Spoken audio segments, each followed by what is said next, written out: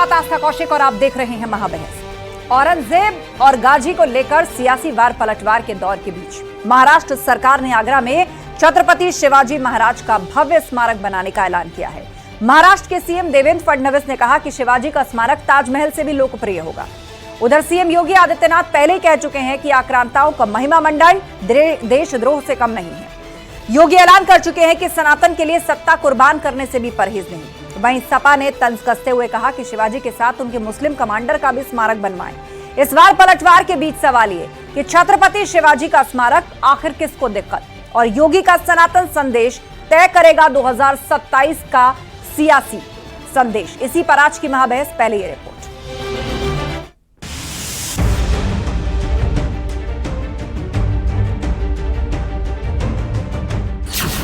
गाजी पर सियासी बाजी, अब आगरा में शिवाजी। फडणवीस का ऐलान, शिवाजी को सबसे बड़ा सम्मान।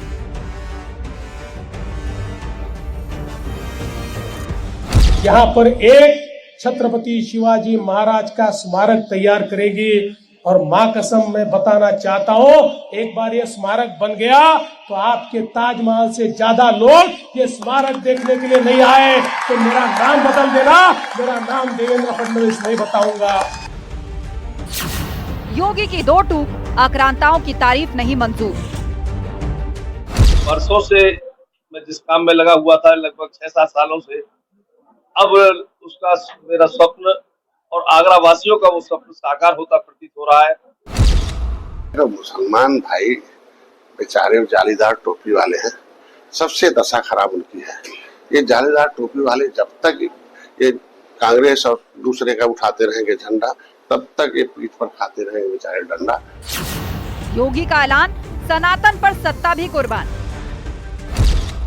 शासकीय व्यवस्था जिस नौकरशाही से जकड़ी होती है, उस नौकरशाही में एक बड़ा वर्ग ऐसा था जो कहता था कि मुख्यमंत्री के रूप में अयोध्या जाने से विवाद खड़ा होगा।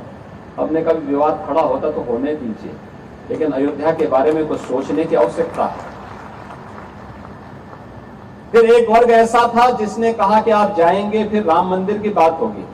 तो मैंने कहा कौन हम सत्ता के लिए आए हैं, राम मंदिर के लिए सत्ता भी गंवानी पड़ेगी तो कोई समस्या नहीं होनी चाहिए। छत्रपति शिवाजी का स्मारक किसको दिक्कत?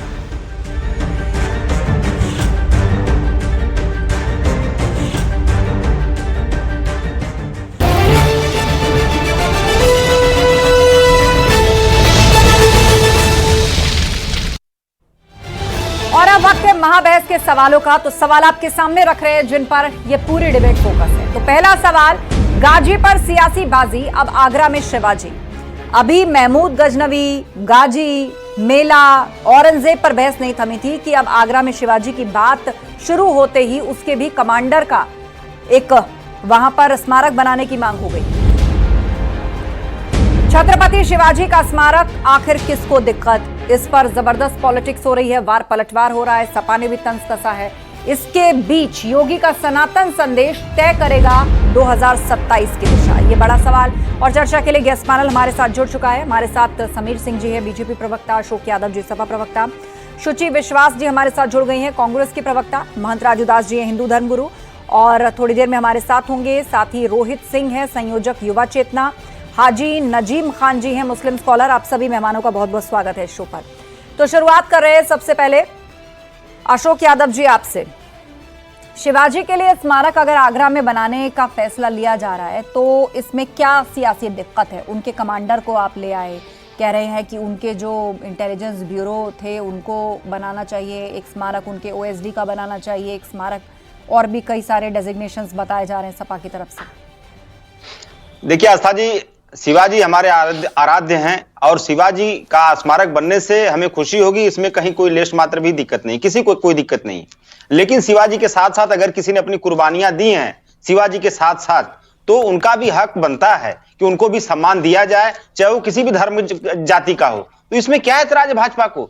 सबसे बड़ी समस्या यह है आस्था जी कि आज जो योगी सरकार है, आरएसएस या भाजपा जो भी आप कह लीजिए, उनका एक स्लोगन बन गया है कि हमें आक्रांताओं से है प्यार, सिर्फ 80-20 वाले आक्रांताओं से है जो है उनसे दुराव। 80-20 वाले आक्रांताओं से दुराव उनको है, वो भी राजनीतिक दुराव है, असली वाला नहीं है। क्योंकि देखिए इनके बड़े नेता जब बोलेंगे तो क्या कहेंगे, भाइयों या बहनों हमें तो आक्रांताओं से पीढ़ियों का नाता है। हमारे पूर्वज सावरकर हुआ करते थे जो मुगल आक्रांताओं से की चुकारता करते थे, उनसे 60 रुपया मासिक पेंशन भी लेते थे। हमें आक्रांताओं से कोई दुराव नहीं है। अरे औरंगजेब, गाजी, सलार गाजी, आप लोगों से भी हमारा कोई जातीय दुश्मनी नहीं है भाइयों बहनों। अरे हम तो आपके नाम का इस्तेमाल कर रहे हैं। आगामी जो पश्चिम बंगाल का चुनाव है, बिहार का चुनाव है, यूपी का चुनाव है, उस चुनाव में आपको हम स्टार प्रचारक की तरह प्रचार करेंगे। क्योंकि योगी सरकार ने बड़े कुकर्म किए हैं यूपी में पीडीए के लोगों के साथ, उनकी नौकरियां छीने, 69,000 शिक्षक भर्ती में उनका आरक्षण छीन लिया, लगातार उनको उत्पीड़न करते रहे। ये सब करने के लिए हमको औरंगजेबी इंजेक्शन आपके नसों में चढ़ाना पड़ेगा जनता को, तभी वो भूल पाएगी अपने कष्टों को। तो हमको आपके नाम की राजनीति दिए बिना। समीर जी बताइए, शूरवीर तो और भी हैं, अलग अलग जातियों में हैं, कौम में हैं, उनका क्यों नहीं स्मारक बना रहे? यहां भी आप लोग रिजर्वेशन चुरा रहे हैं। नहीं देखिए आस्था जी, एक तो समाजवादी पार्टी के प्रवक्ता का बयान जो था वो नासमझी का, मूर्खता का और गैर जिम्मेदाराना बयान था। किस तरह से भाषा बोल रहे थे, कौन सी भाषा बोल रहे थे? ये अनपढ़ और गंवार किस्म के लोग जब चैनलों पर बैठते हैं तो वो डिबेट नहीं। अरे डिग्री दिखा दीजिए। अनपढ़ गंवार अरे तो भाई आप लोग तुम्हारी हैं, बात बिना हो डिग्री गई वाले। अशोक यादव, तुम्हारी बात हो गई, दूसरे की भी बात सुन लो। तुमने सब बोल दिया, अब सुन लो ना, सुनने का मादा रखो।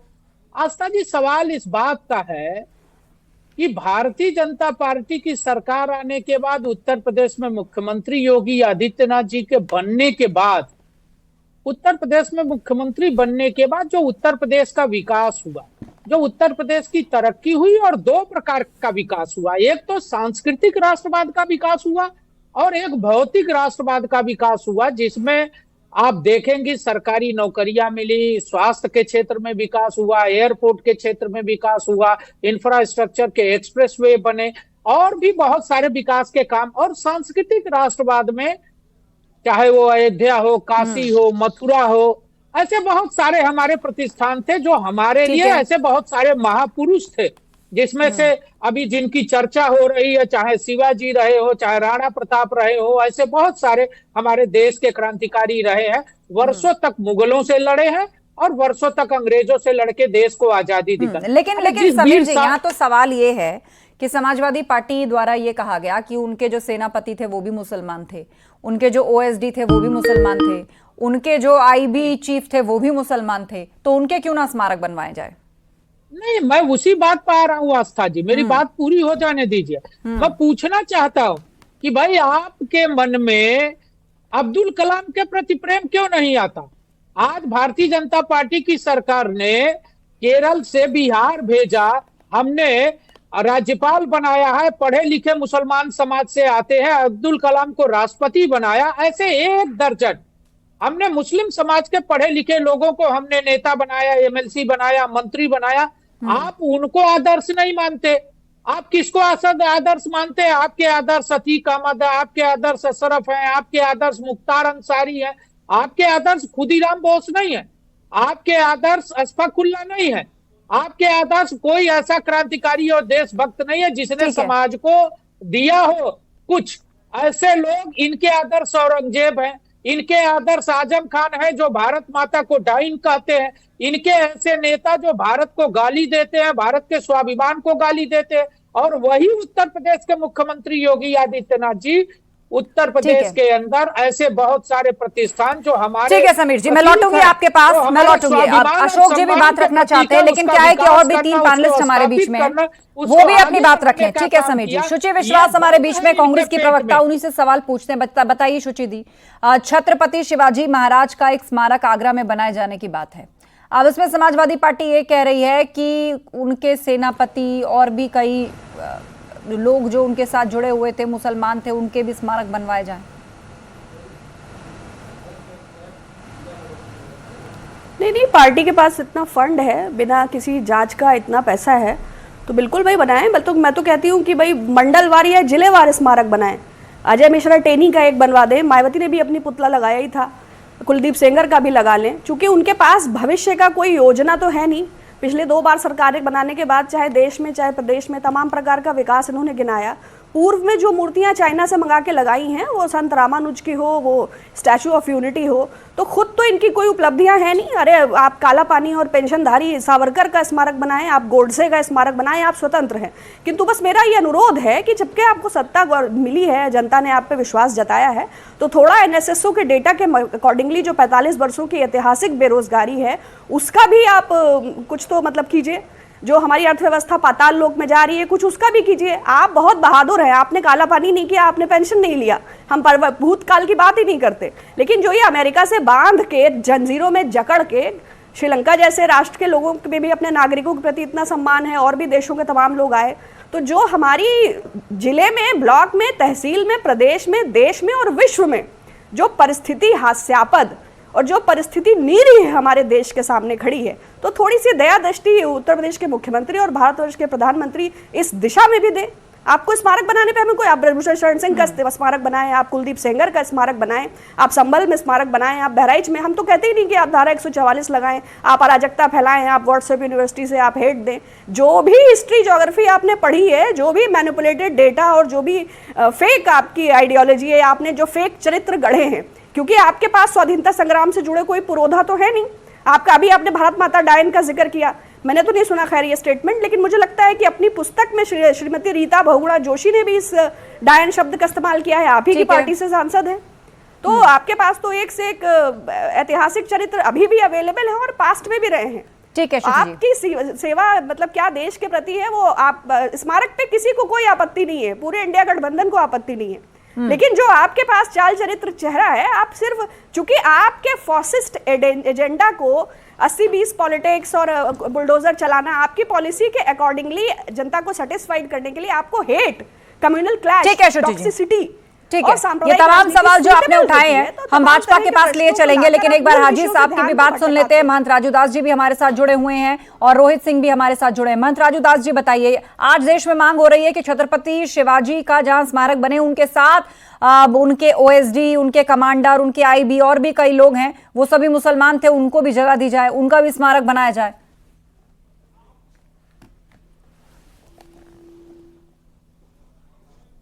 इसके लिए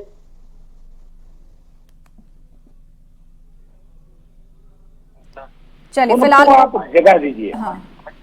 उनको आप जगह दें। और जो आक्रांता है, आक्रमणकारी है, जिसने समाज के विकृत मानसिकता फैलाई, जिसने देश तोड़ने के लिए किया, जिसने राष्ट्र का नुकसान किया, जिसने मानवता के लिए शर्मसार कार्य और काम किए, उनको उनके नाम पर उनको जगह देने की कोई जगह देने की जरूरत नहीं है। उससे राजनीति नहीं होनी चाहिए, एकदम राजनीति होनी। ठीक है, हाजी साहब बताइए, अब इस पर राजनीति की गुंजाइश कहां आती है? छत्रपति शिवाजी महाराज का अगर स्मारक बनाया जा रहा है तो उसमें भी तुष्टीकरण के लिए स्कोप निकाला जा रहा है।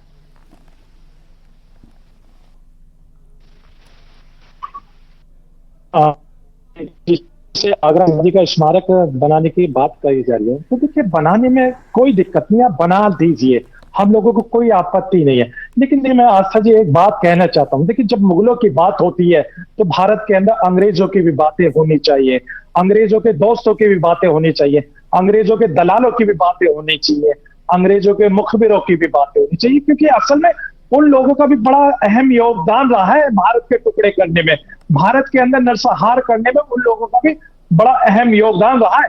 तो अंग्रेजों के मुखबरों की भी तारीफें होनी चाहिए। जो 60 रुपए की पेंशन लेते थे उनका भी स्मारक बनाना चाहिए, बड़ा भव्य स्मारक बनाना चाहिए, हम लोगों को कोई दिक्कत परेशानी नहीं है।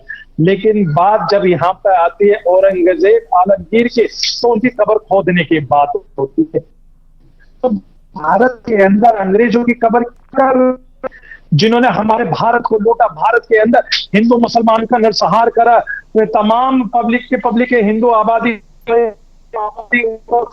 जला दिया, वो भाई उन अंग्रेजों की खबर भारत के अंदर भी बड़ी दुखदाई देती है हम लोगों को।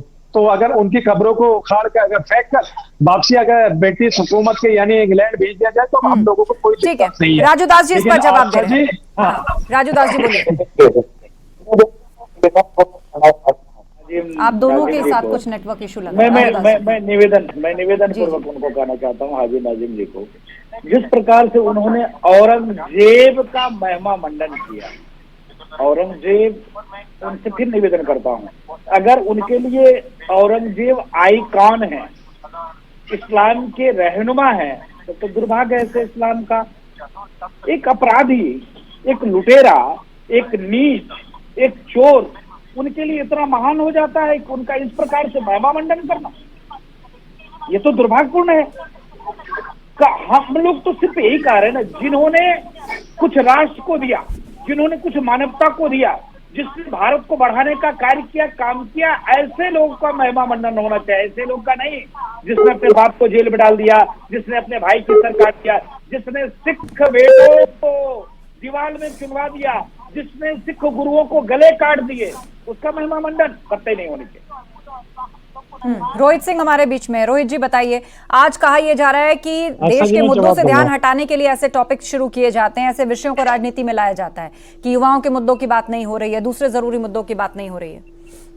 आस्था जी, सर्वप्रथम पिछले 15-20 दिनों से औरंगजेब को लेकर, गजनी को लेकर, घोड़ी को लेकर, लोदी को लेकर, बाबर को लेकर, अकबर को लेकर जो बातचीत प्रारंभ हुई है, इसका बीजारोपण समाजवादी पार्टी महाराष्ट्र के अध्यक्ष अबू आजमी ने महाराष्ट्र विधानसभा में किया।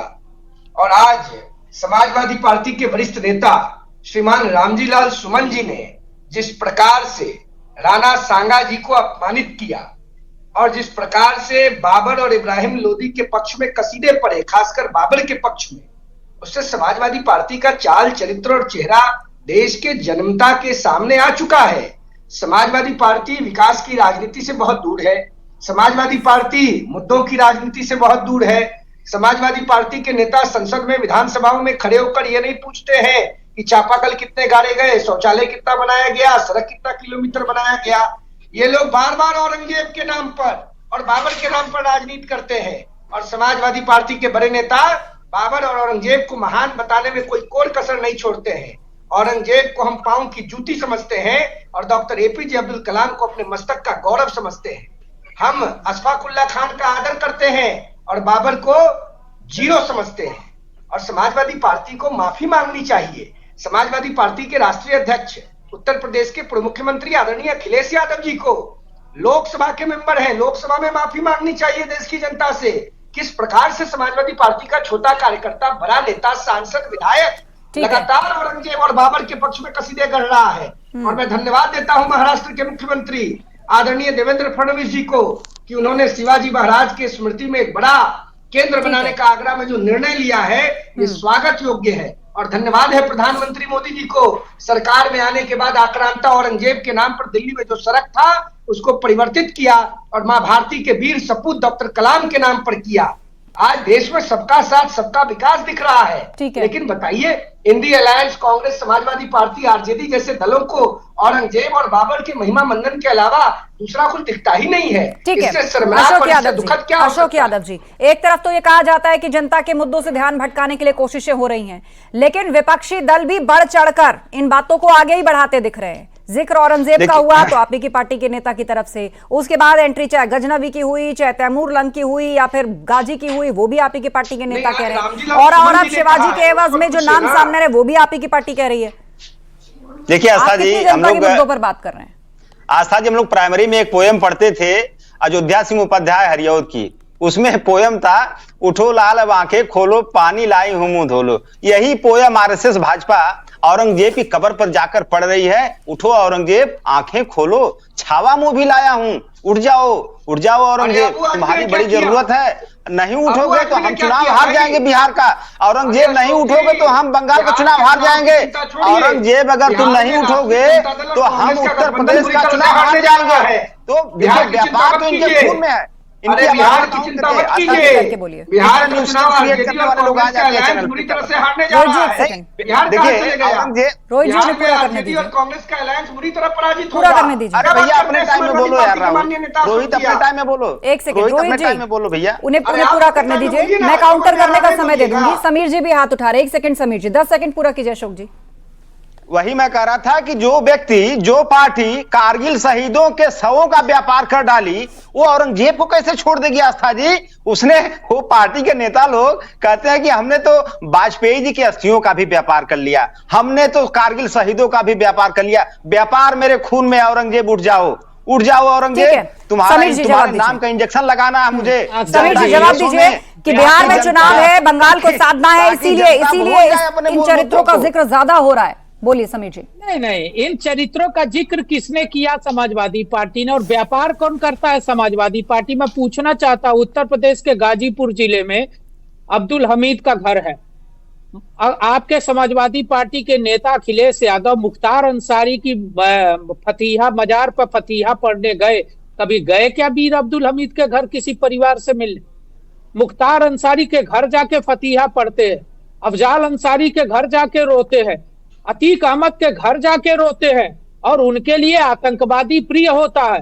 कारसेवकों पर गोली चलाने वाली पार्टी, भारत माता को डाइन कहने वाली पार्टी, औरंगजेब को नेता बताने वाली और आदर्श बताने वाली समाजवादी पार्टी। कुछ बताइए, नया कुछ बताइए, कब तक वही पुराना कैसेट चलाएंगे? हम नहीं जाते। खजूर कौन खाता है? इफ्तार आप करते हो, आप तुष्टीकरण की राजनीति करते हो। यादव जी, आप तुष्टीकरण की राजनीति करते हो। हमारा नारा है सबका साथ, सबका विकास और सबका विश्वास। उत्तर प्रदेश तरक्की के रास्ते पर जा रहा है। योगी आदित्यनाथ जी के नेतृत्व में हमारे मुख्यमंत्री, आज उत्तर प्रदेश की जनता योगी जी के साथ खड़ी है। उसका परिणाम रहा है, जहां 60% मुसलमान थे वहां भी कुतर्की आप हार गए, अयोध्या की मिल्कीपुर हार गए, अंबेडकर नगर की कटहरी आप हार गए, मैनपुरी के अंदर आप 10,000 से किसी तरह जीत समीर भाई। 62 से 33 पे आ गए, बुद्धि नहीं खुली। 62 से 33 पे आ गए, 62 से 33 पे आ गए। वही बौखलाहट है औरंगजेब को जगाने की, वही बौखलाहट है सलार गाजी को जगाने की, वही बौखलाहट है। ठीक है, 62 से 33 पे आने की बौखलाहट में। चलिए, मैं आप दोनों को शांत कराना चाहूंगी, आप दोनों को शांत कराना चाहूंगी। राजू दास जी बताइए, ये सारी कवायद सिर्फ इसलिए क्योंकि बिहार में चुनाव है? ठीक है समीर जी, एक बार राजू दास जी की बात सुन लेते हैं। बोलिए। देखिए, मैं तो हाथ जोड़कर निवेदन पूर्वक कहूंगा समीर जी, हमारा हाथ जोड़कर निवेदन है। आपने सुना होगा, अभी पूज्य योगी आदित्यनाथ जी महाराज कल अयोध्या आए थे। उन्होंने सीधे शब्दों में यही कहा कि सत्ता के लिए कुर्सी हमको, सत्ता के लिए हम कुर्सी पे नहीं बैठे हैं, और राम मंदिर के लिए कुर्सी अगर हमको गवानी कोई दिक्कत नहीं है। मेरे हिसाब से संघ परिवार कभी कतई ये नहीं चाहता है कि सिर्फ हम कुर्सी पे बैठे। उन्होंने सीधे सीधे एक शब्दों में कहा, एक सेकंड हाजी साहब, का चुनाव है, बिहार के चुनाव के लिए ऐसा किया जा रहा है। चुनाव किसने किया? और किसने किया? महाराष्ट्र से समाजवादी पार्टी के नेता ने शुरू किया, उसी ने तो शुरू किया ना। बीजेपी के नेता ने, किसी ने शुरू नहीं किया। तो कहने का मतलब है, शुरुआत ये करते हैं, फंस भी यही जाते हैं, ठीक है, आरोप भी यही लगाते हैं। ठीक है, हाजी साहब हाथ उठा रहे थे, बोलिए। उसके बाद शुचि जी। हाँ आस्था जी, देखिए मैं ये कहना चाहता हूँ कि देखिए औरंगजेब आलमगीर को जिंदा कौन कर रहा है, बाबा उनका जिक्र कौन कर रहा है? भारत का मुसलमान तो जिक्र नहीं कर रहा, समाजवादी पार्टी। हाँ मैं वही कह रहा हूँ। देखिए मैं कहता हूँ कि देखिए सलार गाजी के बारे में भी बात कौन करते हैं? भारत का मुसलमान बात नहीं करता। भारत का मुसलमान अगर बात करता है डॉक्टर एपीजे अब्दुल कलाम साहब के बारे में, वीर अब्दुल हमीद साहब के बारे में, भगत सिंह के बारे में, चंद्रशेखर आजाद के बारे में। भारत का मुसलमान ये बात करता है। भारत का मुसलमान कभी माफी वीर की बातें नहीं करता, क्योंकि पता है कि माफी वीर भारत को। तो फिर आप औरंगजेब को औरंगजेब आलमगीर, इतने शान आन बान शान में कोई कमी ना रह जाए, औरंगजेब के लिए क्यों हाय तौबा मचा रहा है? बताइए मुझे। आप नाम जो एक तरफ तो आप कलाम साहब की बात कर रहे हैं, जो सबके आइडियल हैं, उनका उदाहरण सबको दिया जाना चाहिए, उनकी कहानियां बच्चों को पढ़ाई जानी चाहिए, और उनके साथ आपने औरंगजेब को रख दिया। अशफाक उल्लाह खान साहब का नाम कोई एक बार नहीं ले रहा है, अब्दुल हमीद अंसारी साहब का नाम कोई एक बार नहीं ले रहा है। औरंगजेब आलमगीर उनको सब कहते हैं, लेकिन मैं तो ये कहना चाहता हूँ कि हमारा मुल्क जो है संविधान से चलता है। और देखिए इस मुल्क की यही तो खूबसूरती है, सभी आतंकवादी को आलमगीर मत बनाओ। जिस तरीके से यहाँ को टारगेट करने की बात, ठीक है शुचि जी, ठीक है, मेरे पास लास्ट 1 मिनट का वक्त है। शुचि जी बताइए, यहाँ भी कोई कोर कसर नहीं छोड़ी जा रही है आक्रांताओं का, क्रूर शासकों का महिमा मंडन करने में, सिर्फ राजनीति के लिए? 1 सेकंड समीर जी, बोलिए शुचि जी।